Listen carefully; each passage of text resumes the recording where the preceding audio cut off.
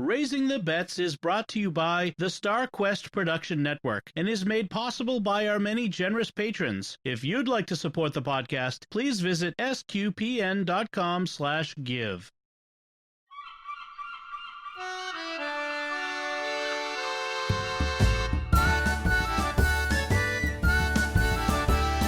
You're listening to Raising the Bets, a family podcast of pirates and penguins. We're a Catholic couple raising 5 kids outside of Boston.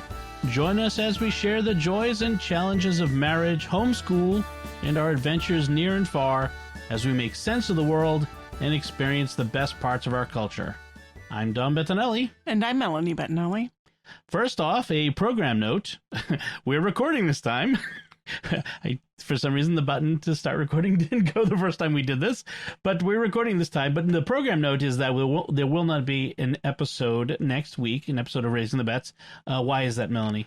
I'm undergoing minor surgery on this coming Friday. And on Sunday, which is when we usually record, You're not going to want to be sitting in here recording. I am going to be in bed with lots of painkillers, I'm assuming. That could be an amusing episode. No. Yes. So we would appreciate your prayers for Melanie that everything goes well. And it's like she said, it's a minor surgery, so it should be fine. But, especially in these days, having to go to the hospital at all is even more fraught with stress and anxiety than it normally is. So your prayers are greatly appreciated. Yes, please. We thank you. Thank you. We have some feedback from our last episode. I have an email from Marissa who writes, "First, I wanted to let you know that I always enjoy listening to your podcast." Well, thank you, Marissa. Thank you, Marissa. We enjoy having you listen to our podcast. We know you're listening, right? You're listening right now, in fact. Sorry. She continues, "It's a great one to listen to during work. It's stress-free and is not bogged down with facts like some history podcasts I listen to, which means I'm not always stopping work to rewind and hear what I missed." I understand that. We do not get bogged down with facts on this episode. We are fact-free. Pretty much. I don't think Marissa meant it that way. So she says, Unfortunately, I don't have Facebook. My mouth is not working tonight, so I don't usually chime in, but I thought I have feedback on this topic, so maybe I should contribute. We love, however, any way people can contribute, YouTube comments, emails, Facebook, whatever. Yeah, it all comes to the same place. And she's talking about our last episode where we were looking for listener help to decide whether we should get a BJ subscription or a Costco subscription to the big discount warehouse grocery type stores. Marissa says, "I don't know about BJ's because we don't have one in Colorado, but I did the Whole30 diet last year, and Costco had a lot of food that I was allowed to eat despite removing all grains, dairy, gluten, sugar, etc. With the dietary restrictions your family has, Costco might be a good option if you do end up buying food there. They also tend to have great organic and produce options if that matters to you. Good luck in your decision making." Good to know. It is good to know. On the whole, I feel like Costco has gotten a lot more votes than BJ's, and maybe partly because people are more familiar because BJ's is local. Yeah. But even the people who've experienced both pretty much came down more heavily on the Costco end of things. Yeah. One of the things that people consistently mentioned is if you get the more expensive membership that gives you the cash back, it pays for itself. But I'm doing the math, and we'd have to shop there a lot more than I anticipate us doing.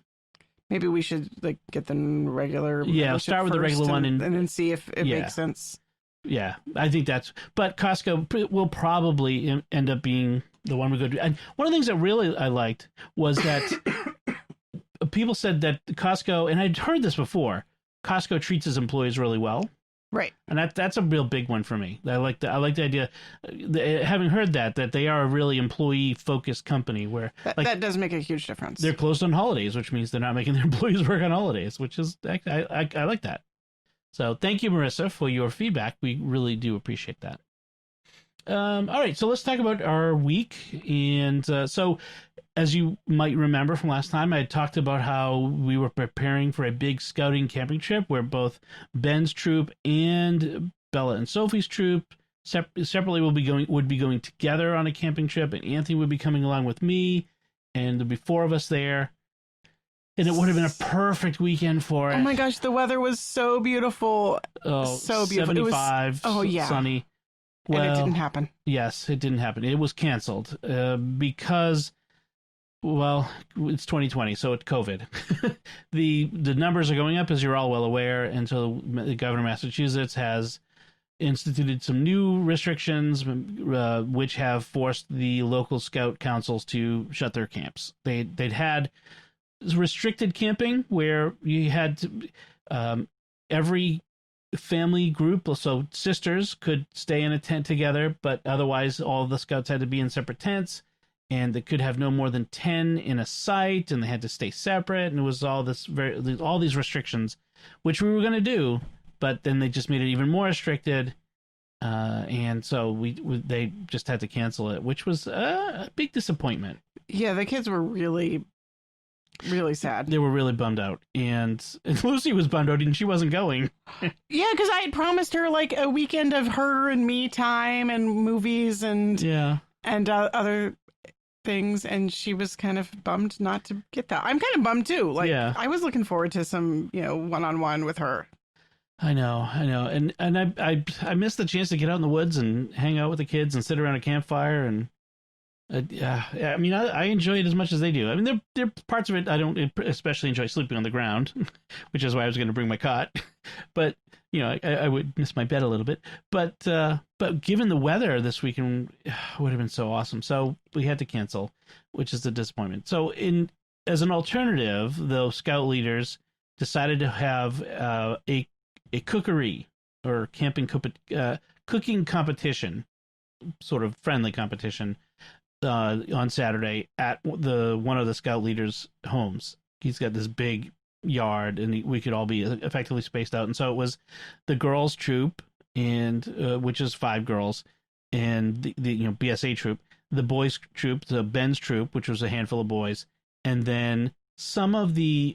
So at the top level of Cub Scouts is called Arrow of Light, and these are the boys who are about to transition into the Boy Scout troop. So they were going to be going camping too, and so they were there, and so each group would cook some food, and then be some friendly judging by some of the leaders, and there'd be prizes and that sort of thing. So we did that. And how'd it go? It went well. I'm going to say this not just because I was cooking with the girls. The girls came in last of the 3 in the judging, but the girls are the ones who actually did the cooking. I'm not saying that the boys of the other 2 groups didn't do cooking, but really, like, the Adam loves to cook outside. He was leading the Arrow of Light boys, and he had a tomahawk steak, which is like a wicked expensive cut of steak, and prime rib, and Delmonico steaks, and all this other stuff. And Dan with the Boy Scout troop, he had his propane-powered smoker and a grill making ribs, and they were out there all day. And the girls, they're new at this, and I'm new at this relatively, and I was helping with that. We had a Dutch oven over charcoal, like we were really roughing it. And I'll talk about what we made in a minute, but I was proud of them. They did good. They enjoyed themselves. And Bella seemed to have fun. She did have fun. She's really showing some leadership. There's 5 of them, so there's not a big group to lead. But she was elected at one point effectively as the patrol leader for their patrol, or senior patrol leader. There's only one patrol, and she really does show some good leadership skills. So she's really starting to develop that in her, and I'm proud of her for that. It's some of the younger boys are running around crazy through the place, and they don't have their masks on, and she's very clear on the rules. Boys, you have to wear your masks. That's the rule. You can't come into our area without your masks on. And it's one of the boys is like, "You're bullying me." I'm not bullying you. I'm asking you to follow the rules. Obedience is part of the Scout oath law. I always mix up the words. The Scout law. And I was proud of her. She did a good job with that. She was using some good leadership skills, so she did well. And Ben did really well too. I saw him several times pitching in to do the cleaning, and He did the rub on the ribs. Nice. Yeah. So I'm like, next time I'm making ribs, dude, you're helping me. you're in on that with me. So excellent. Yeah. And one thing I really love about Scouts is the emphasis on cooking. Yes. We've been trying to get the kids to do more cooking, but a lot of times I'm just like trying to get dinner on the table and I don't have time to slow down and have them help, or I don't think of it. I'm just really focused on just getting through. And so I really appreciate that Scouts is emphasizing that, really roping them into doing it, and giving them requirements and goals to meet. Yes. That has been really good. And I really and the cooking, especially when they're camping, each patrol is responsible for their own food. They figure out a menu, they do a budget, they do the shopping. I mean, that's their responsibility. They cook it, they clean. I like that. I do too. It makes them self-sufficient. So one funny thing, so Dan made cornbread. Bella tried some, and she didn't finish it. She's like, it's not as good as Mom's. And she's like, you know what? I kind of want some of Mom's cornbread so I can remember what the cornbread's supposed to taste like. Okay, what's really funny about that, though, is that she and Sophia have taken over making the cornbread for the family. Like, when I want cornbread, I hand it off to them. Yes. They actually made a really, really good batch of cornbread recently. Right. But it's your recipe. Week. It's Joy of Cooking's recipe, but yes, I'll take credit. Yes. It's not even really Texas cornbread. It's sweeter than most Southern cornbread. We've gone over this on the podcast. It's the kind of cornbread I had growing up in Texas. So I don't know what you're talking about, like not really Texas cornbread. Okay. Some purists will claim it's not. Well, you also don't need. There's also the same purists who say that you can't put beans in your chili. So I just don't listen to that. You are a Texas rebel. I do my own thing. Is that like not the most Texan thing you can do anyway? That is really the Texas thing. Yeah. So I'll talk more about what the girls cooked for their meal when we get to talking about recipes and cooking and things like that. Right. But so that was yesterday. That was really good. That was a good time. And they ended with a little campfire and it was mostly afternoon, so it was nice. And actually, you stayed home with the others, right? Yeah, I spent the time cooking while you were gone. Actually, yeah. I made some marmalade. Well, we were going to talk about that in the food. We were talking about the food. I thought we were talking about food. No, we got to talk about what else we did this week. What else did we do this week? We did something else this week? Well, there was a big national thing that happened. We voted. Oh, yeah. We were going to talk about voting.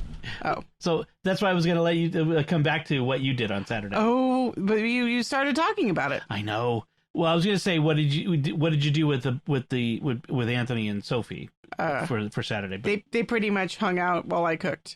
Okay, all right. I didn't organize them. I just kind of ignored them. They ran wild like little wild children, as they usually do. Right, pretty much. Yeah. So we went to vote on Tuesday. We did. It was interesting, like watching all of my friends on social media post about their voting experiences. Most of them seemed to spend a lot of time in line, very long lines. I had a couple friends who actually volunteered at the polls and were there for like 13 hours. But in our small town, all of the precincts vote in one location at the high school, and there was no line. Right. I think there was one person ahead of us who like was finishing up getting their name crossed off, and then right. Yeah. In 2012, I think it was the one time that there was a lot of voting, a lot of people. It was in the old school, so they've torn down that school and they built a brand new shiny school. They keep moving where the locations are. Have you noticed it was in a different place this year than it was in? I just assumed that was 18? Because of COVID. Like instead of actually having all 4 precincts in the gym. Yeah. They spread They spread out like half of them in the gym, half of them in the cafeteria. Yeah. Just to have more distance, more room. Yeah. And so it was quick. Took 5 minutes at the most. Yeah. Yeah. In and out. And it was no big deal. So we voted on the day. I felt like I didn't like. Is it going to be any scarier to go down to town hall and vote in advance? I just didn't feel like I didn't get the point of that. Well, if you were living in a place where there were lines, I could see that there would be a point. But we know our local precinct never has huge crowds. Right. I mean, we've heard that there are lines, like if you go after work. Well, this is the thing. We go in the middle of the day. But we go in the middle of the day. Like we went at like, what, 10 a.m.? Yeah. There was no lines. There's no lines. So, and, you see the people, hey, John, the policeman whose son is in my den. And, it's a small town. So it's kind of fun. It's easier. It's nice. I love small town civic stuff. Like just being part of the small town, like the Memorial Day parades and the different small town getting together with your neighbors, doing stuff like that, including voting. I really enjoy it. I kind of wish there was an open town meeting as opposed to an elected town meeting. We have an elected town, so you have a representative town meeting. So there's a representative from each neighborhood that goes, that vote. If it was an open town meeting, I'd be tempted to actually go to the open town meeting and sit and be part of that process. I'm not even just tempted. I definitely would do it.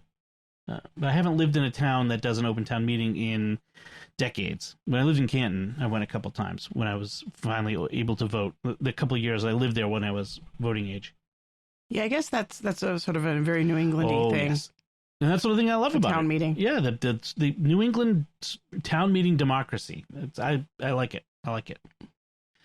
All right. So, and then the other thing is I just mentioned briefly before that the governor has instituted new COVID restrictions. So, among the new restrictions is no more than 10 people at a gathering in a house. So, obviously, 10 people not including the people who live there, but you can't, like, if you have more than 10 people live in a house, you don't have to kick one of your kids out. It's not stupid. But does that mean that we can't have anyone over? I mean, if we had 10 people in a household? Yes. I think that's the rule. You can't have anyone over inside. Right. And then no more than 25 outside. We are required to have masks on at all times outside. Now, it said in public. In public. So, does it include being in your yard? I'm going to say no. No. I haven't seen specific guidance on that, but I'm not going to wear a mask in my backyard. Nobody else is there. That's not public. Or in my front yard, even. Yeah. So, but do we have to wear masks when we're walking through our neighborhood? I have one on me. I have one on me already. Most people seem to be doing I've got a mask around my neck. If somebody comes close, I'll pull it up. But I'm not going to walk around with nobody within spitting distance of me with the mask on. Now, at the park, or at least most people don't. Some people do actually walk down the street, nobody around with a mask on. I was at the park today with Lucy for her den meeting, and there were people walking right by me without masks on, like not even in sight, among people. I'm like, whatever. I mean, that's just the way it is. So it's that. There's also the one that did in the camping trip was the 10 o'clock curfew. So it's not like a hard curfew. Like if you're out, you got to get arrested. It's a recommendation that unless you have a specific need to be out, going to work, going to the store, that sort of thing, that you be in home. Restaurants have to close by 9:30. So which is tough for restaurants, makes it even tougher. So it's but they're trying to cut down. So these are the new things that we're having to live through, and I'm sure other people have even stricter things in other places like California and that sort of thing. So it's 2020. It's what we're living through. So let's talk about what we're eating and cooking. Yes. Why don't you tell me about what you made on Saturday? Thank you. I will. Because that's what everyone wants to hear about. Right. That's what I want to talk about. Right. Let's see. What did I do? I made marmalade. I've been saving oranges in the freezer, like the clementines when they get kind of on the dry end and nobody wants them anymore. Mm-hmm. And I bought some lemons, and so I made orange lemon marmalade. I love it. It's so good. So it's you just throw them in the pot. You like cut them up into chunks and throw them in. You cut them into chunks, and throw them in the pot. Do you peel them? No. You want the peel because the peel and the pith. And the pith is where the pectin is. Okay.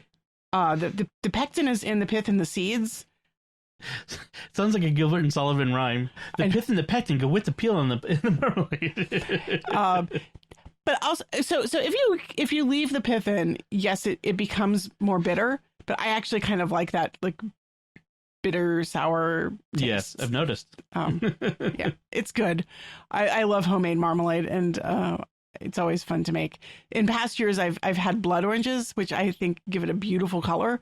I couldn't find any this year, so it's just regular clementines and lemon. Do you throw zest in there from other things that you've zested? No. You keep that. Okay.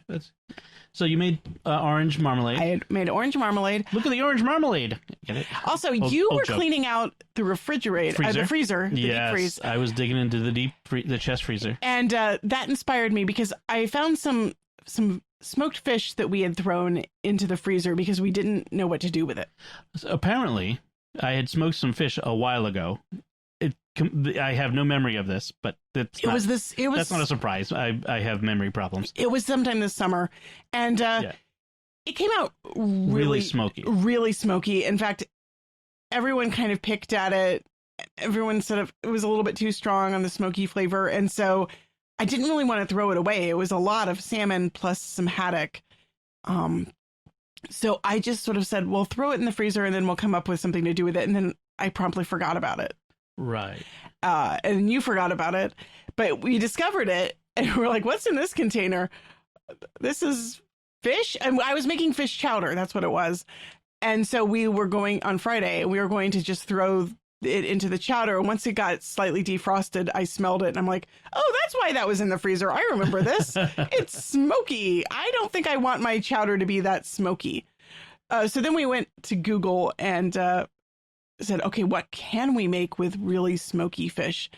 And I'm ashamed that this did not occur to me before because we love smoked fish dip. There used to be a guy at the farmer's market who made he caught the fish, he smoked the fish, and he made this gorgeous bluefish pate out of it. Right. And so I decided to try my hand at some fish pate. Yep. Unfortunately, I think I got the proportions a little bit wrong, and I put way more cream cheese than the fish I had wanted. So it came a little bit overly... A little cheesy. Creamy, cheesy. Yeah. I mean, the smoked flavor was strong. Right. But then it got kind of a little overwhelmed by the cheese. Yeah. So next time, I would like to do it again. Yeah. Smoke some of our own fish. That's totally the way to go. But I think next time I'll just use like half a block of cream cheese, maybe even a little bit less, to let the fish really shine through. I found the episode where we talked about it was episode 54. So when was that? June. Yeah. So it was a while back.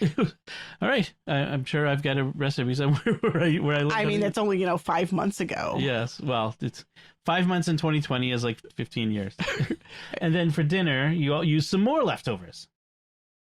Right. I had leftover rice, and we had some leftover pork chop that everyone was tired of snacking on, and so I just chucked it into the freezer. So I made some fried rice for the kids. When I came home, so you made this for yourself and the kids. Uh-huh. When I came home, you were raving about the new wok tool. Oh my gosh, I really loved it. I thought it was silly. You got this Amazon package and you showed me this thing. And I'm like, it's a spoon. We have a million spoons. Why are you buying another spoon? No, it's a wok spatula. Okay, it looks like kind of like a big fat spoon. Right, it does. But it's got that paddle shape that's shaped and it's metal, so it's sharp, and it's shaped just like the bottom of a wok. It was, I mean, we've been trying all sorts of various implements when we make fried rice. We've tried like wooden spatulas of a couple different plastic spatula. Yep. And none of them really fit the wok curvature very well. And so you're always your arm gets tired and you're scraping, and it's just right. The rice sticks. Gets stuck and burns to the bottom, and then it gets stuck to the wooden spoon or whatever it is you're using. This was amazing. It was like magic. It just it scraped the rice up. And who would have thought that the people who invented the wok would have come up with the right tool to use with it? It's life-changing when you get a tool that does the job just right. Like you've been using a good enough tool, but then you get one that really works well. It's ridiculous how much I'm raving about this stupid spatula, but I loved it. Yeah. Spatula City. Oh my gosh, what was that from? That was I have no idea what you're talking Blues about. Brothers, or there was a movie that had like this fake commercial for Spatula City for all your spatula needs. Anyway, if I find it, I'll insert into the show. For all your spatula needs. Yes. And speaking of liking sour and bitter tastes, you're also having a nice beverage during our show tonight. Oh my goodness, yes. I figured out how to make amaretto sours, which back in the days when I was young and had free time, I went to bars. I occasionally liked an amaretto sour. Mm-hmm. That's kind of my like fruity, sweet, but a little bit sour. You are fruity and sweet and a little sour. Yeah, pretty much. I mean, I am not a gin person. I hate gin, and I'm not really a tequila person, although a frozen margarita will sometimes hit the spot. But I love amaretto. I love that almondy, bitter flavor of it. It's like dessert in a glass. And it turns out that like you don't have to have sweet and sour mix in order to make an amaretto sour or any other ingredients. You need amaretto and a lemon, and that's it. Yes.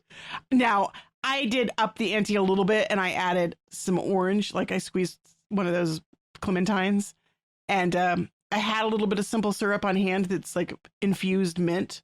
So a mint simple syrup. Yep. And then I threw it tonight. To change things up a little bit, I threw in some club soda made of fizzy. But really, all you need is lemon juice and amaretto, and you've got an amaretto sour. And I'm it's not amazing. I don't particularly like sour. And the first couple times you made it was okay, but with the fizziness kind of cuts the sour a little bit, and it's really good. I almost drank your drink. I know. It's funny because when I was younger, my favorite like desserts were the chocolate desserts, and now I find myself leaning much more towards lemon or almond flavors, and like lemon and almond together are really good. As you get older, your taste buds get less sensitive. And so when you're younger, bitter flavors are overwhelming, which is why things like broccoli and other bitter vegetables kids don't like them. So basically, I'm getting old and they don't taste as overwhelming anymore. As you get older and and mellower. Mellow. You're mellowing. I'm all about the mellow. Yes, your taste buds are mellowing, and that means you can enjoy more of life. Yep. I mean, I still like chocolate. Don't get me wrong. I've got a pile of Kit Kat and Almond Joy wrappers right here on the desk to attest to that. Thank you, Halloween candy leftovers. Yes. But yeah, I really am finding myself attracted much more to those like that almond with that bitter. You're attracted more to bitter, sour things. Yeah. What does it say about the guy on this side of the microphone? I will leave that without comment. Yes. All right. I promised I would talk about the dish that the girls made at the cookery. Right. What did y'all make? So we needed something that would work quick as over a fire sort of thing. We didn't have a fancy Dutch oven. I mean, a fancy smoker or any of that stuff like that to work with. So we had just a Dutch oven and charcoal. So I was Googling around to see what I could find. And so I came up with a recipe for a chicken and dumpling stew. Chicken and dumplings too. I like chicken and dumplings. And this one is so easy. And the author of this, who on the blog author of this, gave ones for both over a campfire and in your kitchen, like versions. Oh, so nice. Both. And it's also ideal for camping because it uses several pre-made ingredients. And one of the things it starts with a rotisserie chicken, or like we often have leftover cooked chicken. So you could do that without. We had way too much chicken, by the way. We had a ton of chicken. What'd you do with the extra chicken? I think Chris took it home. Oh, good. And the kids were snacking on it because they were starving because it was taking forever for the food to get done and to judge and all that other stuff. Right. So it starts with you put the vegetables in the Dutch oven. You heat up the Dutch oven. You put the vegetables in. You let those cook a little bit. Then you add in I forget all the exact steps, but this chicken, there's broth, there's a little flour to thicken it up. There's fresh herbs. You pick whatever you wanted. We put rosemary and thyme and parsley, which was really good. In fact, Chris put some of the herbs. Chris is the scoutmaster. He had them put some of the herbs in the dumpling mix, which was a good call. Oh, nice. Yeah, that's a great idea. Yeah. So you get like that herby, like... It smelled like Thanksgiving dinner, too. It was really good. And so you cook it up, and then you make the dumplings and use Jiffy baking mix, like the really simple. Oh, yeah. Like we used to have a Jiffy corn muffins and Jiffy blueberry muffins. Right. So there's a Jiffy baking mix, which is just, it's basically it's flour, baking soda, salt, milk, dry milk. It's all this stuff in it already. So all you have to do is like add water. Sugar too. Sugar, yes, there's sugar in it. All you have to do is add water, and you're basically ready to go. It's straightforward. You don't need eggs. You don't need any of that stuff. It's all in there. So they mixed it up, made up a bunch of dumplings, and then when the pot had been boiling long enough, and you mix in flour into the pot to make it thicken up a little bit, then you put the dumplings on, and you put the lid back on, and you put some coals on top of the lid to get the heating from above, and you let it go for another 10 minutes, and it was done. It was really good. I was like, I eat half of this pot. It was really good. My mom used to make chicken and dumplings when we were It was so simple. kids. And it was never one of my favorite recipes, but sometimes it really hits the spot. There are things I would modify with it. They shredded the chicken. I would kind of prefer chunks of chicken. It makes it easier to eat, for one thing, especially when you just got a spork. When you're camping, Right. So I would have cut the chicken into chunks. I would have. I think the Jiffy muffin thing was fine. Frankly, I prefer that ease when we're out camping. At home, I don't know. It could maybe make up a simple biscuit mix, I imagine if we were at home, I would make that from scratch. Yeah, I think a dumpling has to be a bit more moister, more closer. Not like a batter, but a little looser than a biscuit. Right. You want it to be kind of wet-ish, so it works that way. But in general, I think a regular biscuit would have worked, and with the herbs, that was a great call. And I'm not sure what else. I might have threw some other veggies in there, maybe some mushrooms and things. He just had carrot, onion, and celery. The classic, the Trinity. Yeah, the mirepoix. But it was good. So, and the girls did a great job. I did all the heavy lifting, so lifting the hot lid and moving the coals around. I did that for them. They will eventually get to the point where I will leave that to them to do, because that's the goal. They need to be self-sufficient. So they're all brand new, so that's fine. So good. It was a good time. It was good. It was a good recipe. I would like to try it again. It's not Lucy friendly, so the flour is the and there are a lot of recipes I just don't even think about doing because they have like pasta or dumplings or something in wheat, them, or they have whatever it is she can't have in it.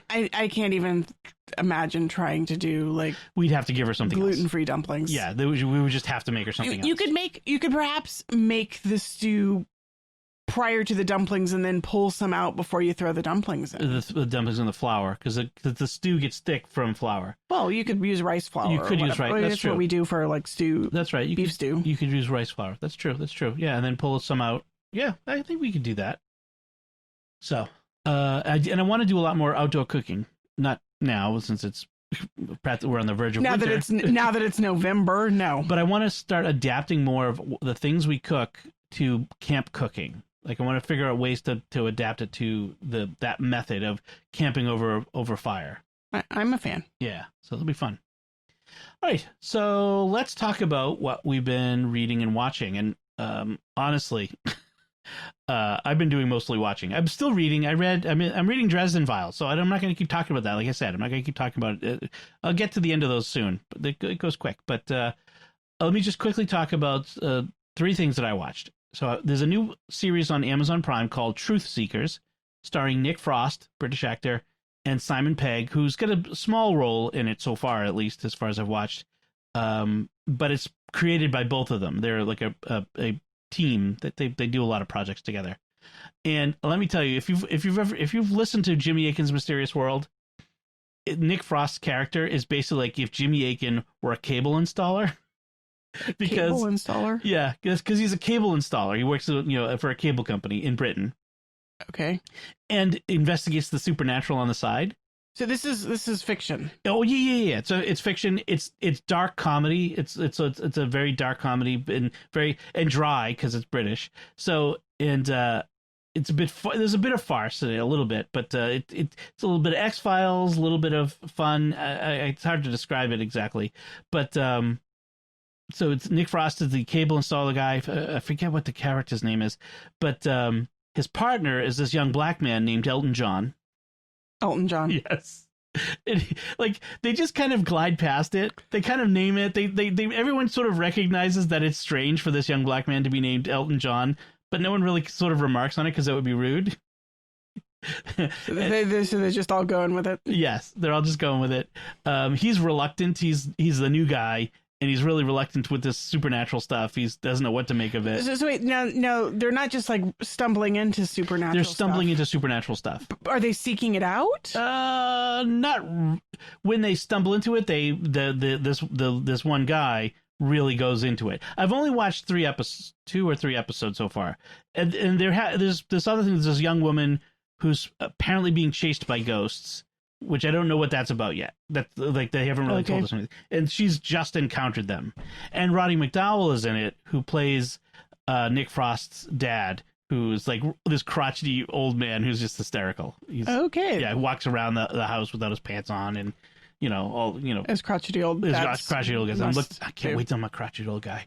So so this is I'm enjoying it so far. The other thing is there's like you have the number stations. Remember again, if you've listened to Jimmy Akin's Mysterious World, we did an episode on number stations, which I don't want to get into. It would take forever to explain it. Just go listen. But the Lincolnshire Poacher is one of the number stations, and it plays the song. I can't whistle it right now because I can't really get it. I don't remember it well enough to whistle it to you. But that's actually a key part of the show. If they use the song from the Lincolnshire Poacher number station is in it. The number station is part of the show. Yes, but they kind of explain it at one point, but in the mythology of the show. But it's yeah. I'm enjoying it. Let me put it that way. So I'm looking forward to more. It sounds like. Yeah, and I like Nick Frost. He's kind of funny. I like that Simon Pegg Nick Frost humor. It's kind of. I couldn't really put a face. He was in an names. like I mentioned before. He was in a Christmas episode of Doctor Who a couple years ago with the Peter Capaldi Doctor Who, with the face huggers. And he played Santa. On the moon. Santa on the moon. Yes, okay. he was Santa on the moon. Vaguely remember that. Yeah. He was great in that too. He was really funny. I'm gonna start laughing at it when I think about it. Okay then. All right, different.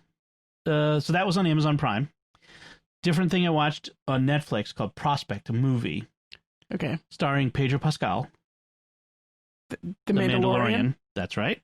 Were you watching this because of Pedro Pascal? I'm not gonna say no. I mean, I was kind of curious. I was looking for something to watch. The tyranny of choice. Let me just lay that out there. There's too many things to choose from, and it's ridiculously hard to figure out, to settle on one. Okay, so I do not understand this, because when I go to like Netflix or Amazon Prime and I'm looking for something to watch, I'm like, no, none of this looks good. This all looks like crap. Well, no, that's actually part of the problem. I mean, it's like I could watch it, but maybe there's another one. No, I keep watching. I keep scrolling. If something really stood out, I would watch it. But there's nothing that really jumps out. That's the problem. So this one is kind of like that. So it's typical. It's called Prospect. Typical moody sci-fi. Very 2001-ish. Okay. No explanation to start. You just kind of dropped into the story. It focuses on this teen girl and her dad, who's dragging her along on this prospecting.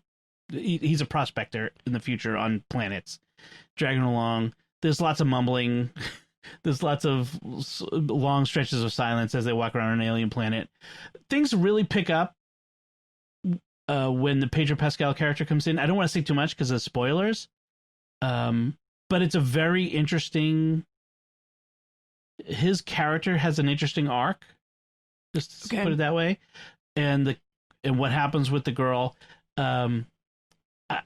I'm not gonna say it was a good movie. I mean, it was all right, I guess. I mean, it's not much of a recommendation. It was okay, and it was interesting to see Pedro Pascal in something different. But I wasn't like super like yeah. Okay. Yeah. So, and then the other thing I watched was Terminator: Dark Fate. So this is the most recent Terminator movie that brings back. How many Terminator movies have there been now? Oh my gosh, there's like I don't know if there are more Terminator movies or Star Wars movies. I mean, it's Terminator Salvation, Terminator Genesis, Terminator. I think I watched like the first 2 or maybe 3. Oh, good, because that will help. So this one has Sarah, Linda Hamilton coming back to play Sarah Connor. Okay. Sarah Connor. So, and Arnold Schwarzenegger. Just a little tiny bit of spoilers, but he's in it too. I won't say too much about how he's in it. And it's basically the first two Terminator movies redone. Okay. Terminator comes back from the future to kill this young woman who, by killing her, will assure the victory of an AI in the future. So the future leader sends back a guardian to guard this young woman. So they rebooted it? No, because Sarah Connor's still there.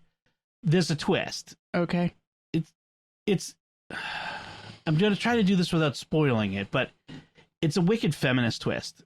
Like, Sarah Connor, her value was in the fact that she was going to give birth to the savior of the future. This one it's a young woman sent back to save a young woman who herself is the savior of the future. Okay. I'm sorry. That's a bit of a spoiler. I'm sorry, but it's not a big spoiler. This movie doesn't go anywhere new except to just change that. Everything else is really the first and second movie. The Terminator from the future, the protectors who protect her. It's like first, second, and third movie all kind of jumbled into one movie. Okay. Yeah. I don't know why. Was it good? If you liked the action constantly being chased by the Terminator and how they're going to get away from it this time, and the just scraping by and things exploding and action sequences and that sort of stuff, you'll like it. So if you're like 20, 15, 20, 25, you'll like it. There's not a lot of character development. There's nothing new. They don't do anything new to this. You know, I don't know. I mean, I don't know why they made this movie. So they could bring back Arnold and Linda Hamilton, maybe. I gotta give Linda Hamilton credit. She did not make effort to look like, you know, I'm 65 years old and I look like I'm 40. She looks like she's 65 and lived a hard life in this movie. She's buff, she's strapping, you know, she's really whipcord, you know, cut, but she looks like she's a lot of miles on her. The character, you know, so she's not in this to look like a fashion plate. So I'm going to give it a So if you're a completist and you must see all the Terminator movies, then it was included in Amazon Prime. I didn't have to pay anything extra for it, so you may as well watch it. Okay. Well, now, what did you... That was a glowing review. You had like one glowing review, 2 meh. Right. 2 meh. Oh, well, mine was kind of meh, too. I watched Enola Holmes, which I watched before. Which you had watched before. I was really looking for something with... This is exactly what I said to my friends when I was asking for suggestions. I want something that's fluffy, that has British accents, and period costumes. Well, that did pretty much qualifies. It hit all three of those. It was fluffy. It was definitely fluffy. Yes. We had lots of costumes. The costumes were great. And accents, definitely lots of accents. So it was not a bad way to pass an evening. I have to say this, if I didn't say before, Millie Bobby Brown is cute in that young, scrappy girl way. I liked her. Yeah. Like, I liked her character.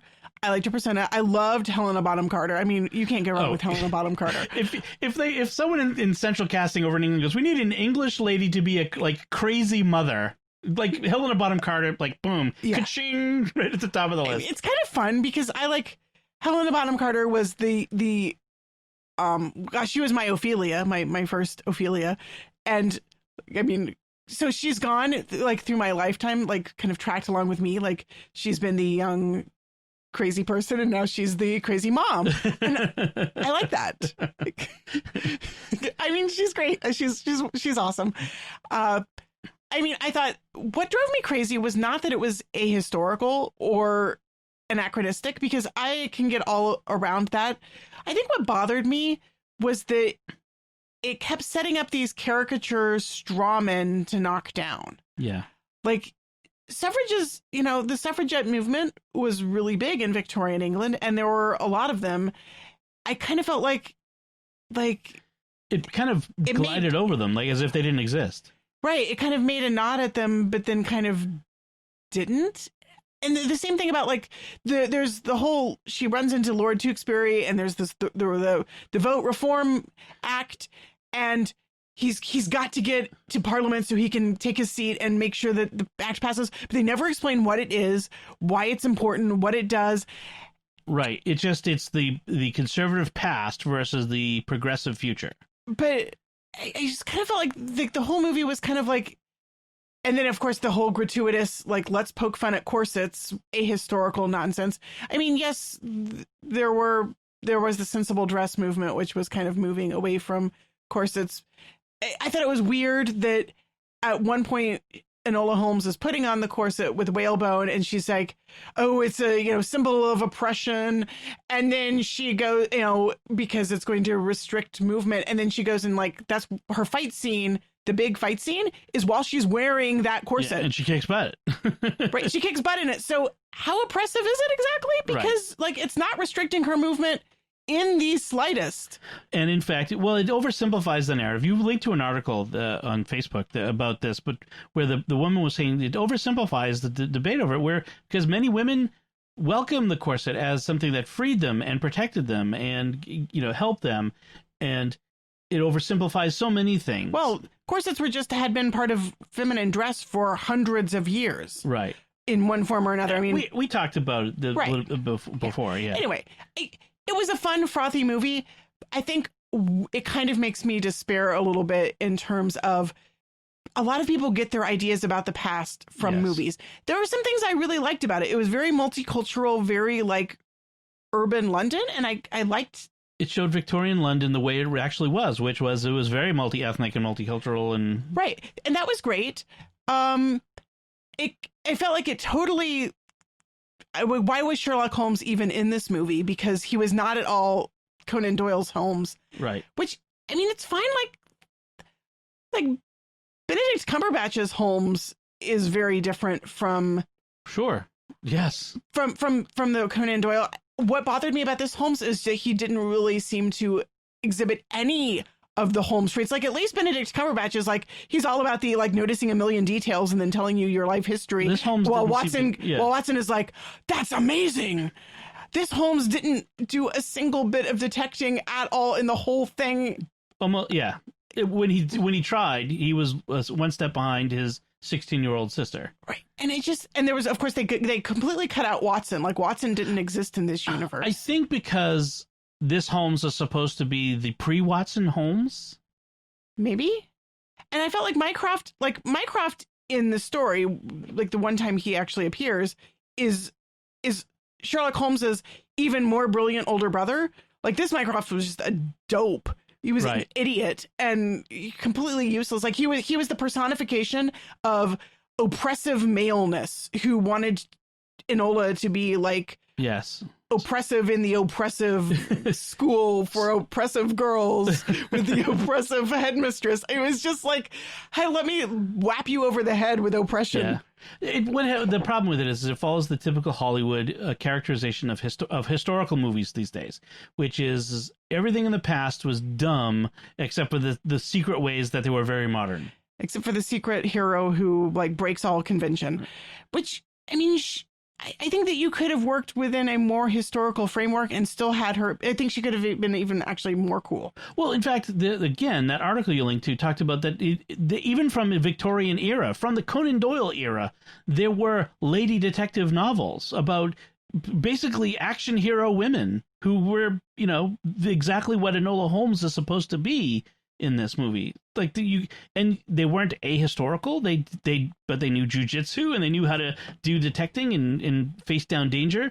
It was part of the literary scene of the time. You could do that, but I don't know. For years, Hollywood has been doing this thing where we impose our modern mores and viewpoints on the past and pass judgment on it. Okay, one last niggle. Okay, so Lord Tewksbury, the cute boy who she rescues on the train, he looks like he's about 16. Yes. And yet he is about to go, like, take his seat as a member of Parliament in the House of Lords. Now, I was really confused at this point because I'm pretty sure, although I cannot find a reference. I'm pretty sure that there was a minimum age for sitting in the House of Lords, and he did not look like he was whatever that age is. I'm pretty sure, I know now I think it's 21, and I would bet that it was actually 21 in the Victorian era too. Yeah. You'll have to. Yeah, well, I looked too. I couldn't find anything about. I couldn't find it. Like that's a very specific thing. It's very hard to find very specific things. Like you can find history of the House of Lords, and you can find like what the minimum age is today. But to find the minimum age at a specific point in history is. You'd have to go to a library and do some digging. You'd have to do some digging, or like. Yeah. I suppose I could ask my British friends if they know. I know it was some like... Or if you have librarian friends. I actually have a friend who is British archivist, so she might know. Exactly. She's a historian. She'd at least know where to look. Right. Maybe I should bug her. All right. So that's what we were watching. You also have some things about what you've been reading. Oh, yeah. I've been reading a lot. Let's see. I wanted to just, I don't really want to talk about any of the specific books I'm reading because I've just been binge reading Georgette Heyer novels. Who's Georgette Heyer? Georgette Heyer, for those who don't know her, was a British novelist who she has basically invented the Regency romance genre. So when did she... Oh my goodness. In the early 20th century? Early 20th century, okay. Okay. And she's writing about the Regency period. Which is the Jane Austen era. Right, the Jane Austen era. So she was a meticulous researcher, and she stuffs her books with all of these great historical details about clothing and carriages and snuff boxes and the slang and the way people talk, and they're really great for historical details, and then they're like fun romantic adventure. They're the kind of romance novel where it ends with like the hero and heroine falling in love, kissing each other, and deciding to get married. Like there's nothing prurient at all. You could hand them to your 14-year-old daughter, sort of stuff. I was not ever a reader of romances, and in high school I was the kind of person who scoffed at romance novels, and then my best friend in college, I went to stay with her at her house for one Christmas, and she was like, "You've never read Georgette Heyer? You have to read them." And that was pretty much the rest of my college career, was like reading those for fun on the side. So, according to Wikipedia, she did what you were just complaining about, and you can tell me whether this is true, that many of her characters exhibited modern-day sensibilities, and that the more conventional characters in the novels would point out the heroine's eccentricities, such as wanting to marry for love. I mean, they're certainly, but they're considered eccentric for their time period, and most of the people act as if they are eccentric. Right, they act as if they're eccentric, and they notice their eccentricity, but also there are novels. In fact, one of the novels I read this week was called A Civil Contract, in which the main characters do not marry for love and fall in love afterwards. Okay. So that was actually kind of a nice twist on the romance novel. I feel like she knows the history well enough to have characters who kind of break the mold, but they still exist within a milieu that is very... Very authentic. Very authentic. Where Enola Holmes, the era, the history felt like window dressing, and it didn't feel like any of the characters really inhabited the Victorian era. It's like if Westworld had a Victorian era that the people could go play in with robots, you know, like it's a modern, it's like a theme park version of the Victorian era. Yeah, it didn't feel authentic to me in many different ways. Okay. It kind of felt like somebody had read a child's history of Victorian England and then based a movie on their very superficial understanding of it. Right. It didn't feel like it had a depth in terms of its historical awareness, whereas Georgette Heyer was a really meticulous researcher. She also wrote some just plain up historical novels that weren't romances, and she also wrote detective fiction. She was actually pretty She was the primary breadwinner, according to Wikipedia. Yeah, she was awesome. Yes. So that's what I've been reading. I don't really want, like I said, I don't really want to go through specific books. They're not the kind of books that you like can talk about in depth, except they're just fun. Okay, and then you wanted to talk about something else. Right. One of the things I wanted to talk about this week, because I don't talk about it enough. I do read a lot of poetry, and I don't talk about it because I don't tend to like read whole books of poetry, and it's kind of hard to just talk about single poems in a podcast format. Anyway, one of my favorite poets, contemporary poets, is a British poet named Malcolm Geat. And he is an Anglican priest, and he writes prolifically.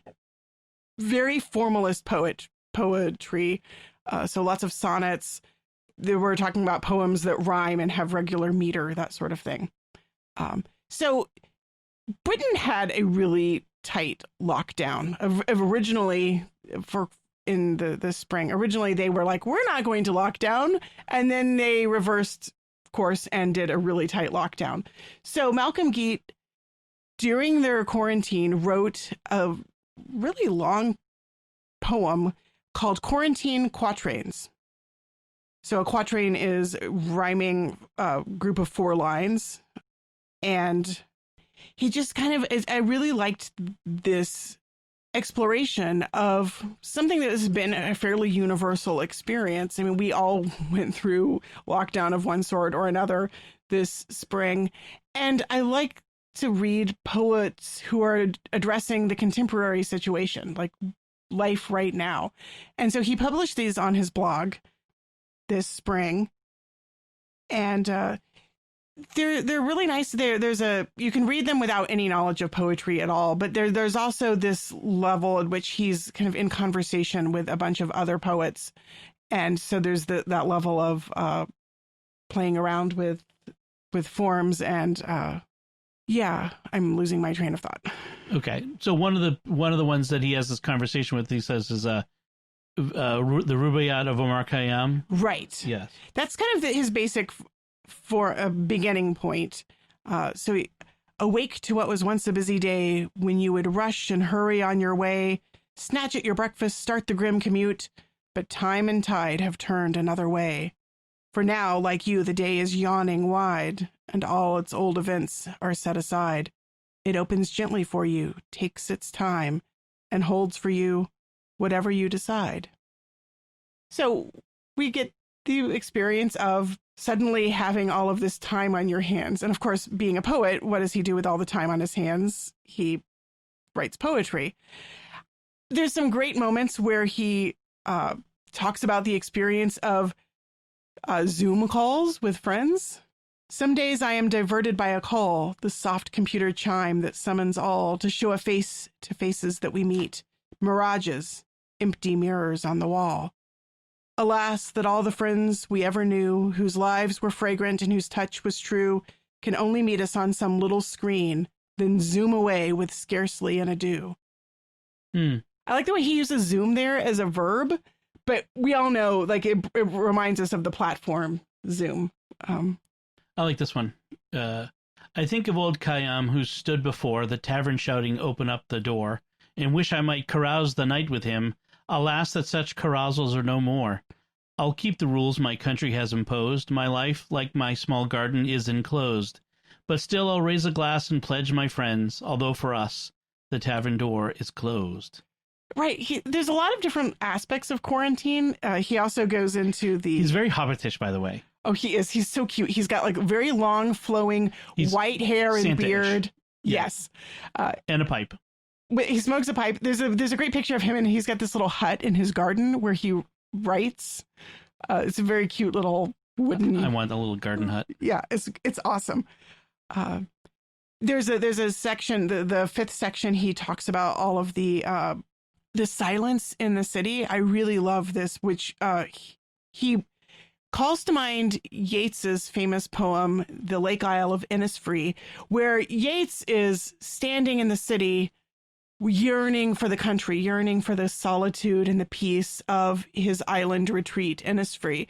Whereas Malcolm Geat is in the retreat of his garden, longing for the city, but in his imagination, as he's walking through the city streets, everything is dead and quiet because nobody is in the city. On Sunday morning, standing on my lawn, I bless the kindling of the Sabbath dawn and do not seek withdrawal from the world, since all the world itself is now withdrawn.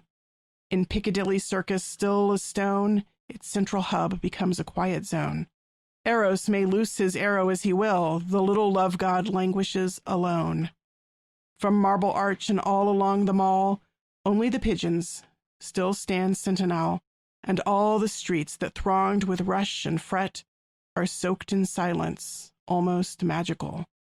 No need to find the Isle of Innisfree or seek with Brendan islands in the sea, for now the town and countryside alike partake the Sabbath rest of Galilee.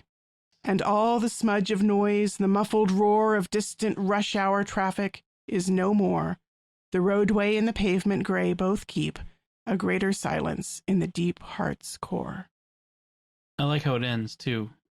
Right, because he's a priest. Yeah. His poetry is very deeply spiritual. I love his, he does a lot of beautiful religious devotional poetry. And so the final section really touches that note. Yeah, it says, the sun sets and I find myself in prayer, lifting aloft the sorrow that we share. Feeling for words of hope amidst despair, I voice my vespers through the quiet air. O Christ who suffers with us, hold us close, deep in the secret garden of the rose. Raise over us the banner of your love, and raise us up beyond our last repose. If I had a British accent, that might sound a little better. Okay, so on his website, we'll put the link in the show notes. Yeah. You can actually hear him reading it with his beautiful British accent. Each section has a separate sound file, so you can listen to them one at a time. There's 7 sections. There's 40 quatrains. Yeah. So it is your 40-day quarantine. It's a quarantine. Quarantine comes from 40, the 40 Right. days of separation. Yes. It's very beautiful. It's Lenten. It's poetic, and it's very modern, but formal. So if you like poetry, even if you don't like poetry, and you want to just expose yourself to some, I highly recommend. Give it a Malcolm try. Keat. Yeah. Thank you. Thank you for sharing that. I liked it. All right. So let's talk about quickly. We have the last bit we want to talk about is this past Sunday's readings, gospel readings, but all the Sunday readings. And it's November. So we talk about the 4 last things: heaven, hell, death, and purgatory. And this week we talked about the virgins who are awaiting the bridegroom, the wise and foolish virgins, and the ones who bring extra oil. This is actually like the scouts. Be prepared. Bring a flask of oil. As we were leaving mass this morning, Lucy turns to me and she says, I think the wise virgins should have shared their oil with the foolish ones. They should have said, you know what? There might not be enough, but we're gonna risk it, and we're going to share with you. And I said, I just love her generous little heart. I was like, that's kind of not the point of the parable, the generosity, but you're right. Yes, there is something kind of almost disturbing in their like hoarding the oil. Well, except the obligation was so great that they be there to welcome the groom. Right. That it would be horrific if none of them had lamps. So, yeah, it's for good or for ill. It's very culturally contextual. So, right. Yeah, but as Father said in this homily, he's done a lot of weddings over the years, and in his experience, it's never the groom that's late. I thought that was funny. Yes, but Father actually had a really good point to end his homily. He talked about how this week's readings really tell us about to be ready for death, and we become very afraid of death. Death is scary. Death is especially in the modern world. Frankly, we've placed death in these sanitized environments in hospitals where that's far away. I like the point he made where he said we are so afraid of death we almost don't want to say the word. We say so and so has passed as opposed to so and so has died. Right. Yeah. Exactly. And one of the things his last thing he said was, death reminds us that we are not in control. The resurrection reminds us that this is a good thing. which is really good. I mean, so yes, we can control many things in our lives, and the most powerful person on earth can control so many things. But the one thing they can't control is that they will eventually die. That we all meet death, and the resurrection shows us that God is in control, and that's a good thing, right? Because with God in control, resurrection can be a thing, and eternal life can be a thing. Eternal life with God in heaven. That's a fruit of God's ultimate control. So I thought that was really good reflection. I liked that a lot. And you had a reflection you wanted to share from Mother Sophia of Mount St. Mary's Abbey, right? Right. She talks a lot about how the parable of the wise and foolish virgin is one of many parables that Jesus tells, which all have to do with something about giving of oneself. The lamp oil of the virgins, the lamp itself, is sort of a symbol of the whole person, of like burning yourself up, pouring yourself out. She compares it to the alabaster jar full of oil that's poured out, or the fig tree that gives fruit. And then she ends her reflection, though, beautifully with this image of the lamp in the darkness. What does it mean to be ready? In the middle of the night, at the darkest moment, when all seems lost and asleep, the figure of death takes over everyone. A cry is heard, a word of command, with the voice of an archangel and with the trumpet of God. Can I correct something? Because I think it's actually important, the way she phrases it. In the middle of the night, at the darkest moment, when all seems lost and sleep, the figure of death takes over everyone. Oh, you're right. I totally misread that. Yeah. With the voice of an archangel and the trumpet of God, the bridegroom is here. Go out to welcome him. Who among us does not sometimes fall under the shadow of death and grow drowsy? There is so much suffering, division, anger, and despair in our world that our little flame can seem ineffective and meaningless. And yet we must shield that flame and keep it burning through the night. The ongoing vigil of our life together in Christ is an act of hope that all sources of darkness in our world will ultimately come to nothing. In these shortening days of incoming darkness, may we allow wisdom to be resplendent and unfading in us, she who hastens to make herself known in anticipation of their desire. The wise virgin is one who holds her life in her hands, given and consumed for the delight of all in the house. She makes a beautiful point earlier in the reflection that the beauty of a lamp is that it gives light not just to the person who lights it, but to everyone. The beauty of the fragrant oil, the perfume, is that it gives fragrance not just to the person who's anointed, but to everyone who comes into contact with them. Right. And the beauty of us being lights in the darkness is that we're not just lighting a light for ourselves so that we're not alone and scared in the darkness, but we're lighting a light to enlighten and illuminate other people. Right. That's our vocation in Christ, is to be lights to the world. In a dark forest at night where many are lost, if one person lights a fire, the others will see it and come to the light. And that's the Christian life. We are, when we become a light, we attract others who are seeking light, who are seeking not to be lost. And that's why it's so important for us to be lights, and why Christ tells us, don't hide your light under a bushel basket. You know, right. The image of light and darkness here is really hitting me. Is the sun is setting at 4:30 and we're eating dinner in the dark, and I'm sort of dreading the cold and the dark that is coming. This really pulls at me the idea of keeping that flame burning through the dark winter hours. Well, it's kind of funny. Our kids have suddenly taken to sitting outside in these cold evenings, eating dinner on the patio with a lantern. That's really, yeah. They love the darkness because they don't get to experience it in the summer because they go to bed before it's dark.